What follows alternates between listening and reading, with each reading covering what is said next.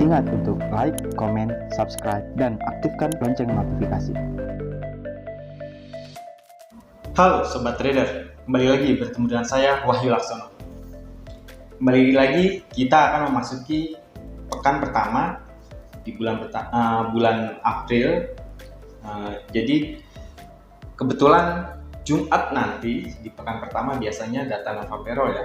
Kebetulan adalah hari pertama, tanggal pertama. Artinya Jumat nanti adalah tanggal 1 April kita akan menantikan data non-farm payroll yang akan dirilis pada pukul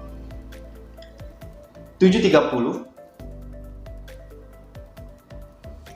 atau 19.30 waktu Indonesia Barat, dengan dugaan non-farm payroll diduga melemah dari sebelumnya 678.000 menjadi 485.000. Sementara average hourly earning, jadi average hourly earning-nya menguat dari sebelumnya 0,0% menjadi 0,4%. Sementara unemployment rate-nya membaik ya, dari sebelumnya 3,8% menjadi 3,7%. Sebelum kita membahas data non-farm payroll ini, kita melihat beberapa pembahasan kita belakangan ini bahwa isu geopolitik Rusia-Ukraina belakangan ini mulai mereda, ditandai dengan perundingan-perundingan, tetapi dampaknya terhadap harga-harga sudah begitu terlihat. Maksud saya dampaknya terhadap harga-harga masih terasa. Jadi oil masih tinggi, gas alam juga masih tinggi, terutama buat di Eropa, dan beberapa komoditas lain termasuk emas dan agrobisnis. Jadi ini jelas menjadi tambahan ancaman bagi inflasi. Dan terkait inflasi ini, wajar jika di pekan lalu, beberapa hari kemarin, di testimoninya, Ketua The Fed, Jay Powell, menyatakan bahwa dia tidak segan-segan untuk menaikkan 50 basis poin. Jadi ada kemungkinan kenaikan 50 basis poin di pertemuan mendatang jika memang ancaman inflasi begitu kuat. Atau setidaknya dia menyatakan bahwa bisa jadi kita bersedia untuk menaikkan suku bunga setiap pertemuannya. Jadi di dalam setiap pertemuannya minimal 25 basis poin berarti kan?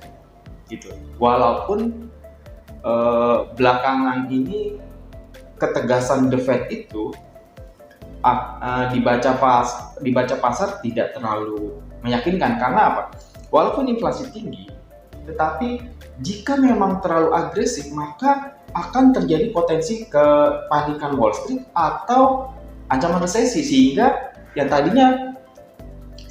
tadinya ada potensi kenaikan suku bunga harus diubah karena menjaga pasar finansial dan mengantisipasi atau menghindari terjadinya resesi. Jadi itu yang terjadi belakangan ini. Jadi peredaan isu geopolitik Rusia-Ukraina, kemudian penegasan The Fed atas kebijakan suku bunganya nanti dengan peluang 50 basis point atau minimal 25 basis point setiap pertemuan berikutnya. Dan kita lihat bahwa memang dolar masih menguat ya. Jadi belakangan ini walaupun terjadi beberapa konsolidasi, tapi terlihat terutama terhadap euro dan pound sterling, dolar masih menguat. Sementara untuk emas sendiri masih konsolidasi. Dia melemah dari tertinggi, di dekat tertingginya kemarin ya, di atas 2000 atau sekitar 2070 ya, di dekat all time high-nya 2074, mendekati sedikit, tapi kemudian sekarang berada di bawah 2000 atau berkonsolidasi di 1900-an gitu. Sementara kalau mata uang komoditas terutama USD Kanada, New Zealand, dan Australian Dollar memang cukup relatif menguat dibanding euro terutama. karena euro memang terdampak. Dan sejauh ini indeks dolar memang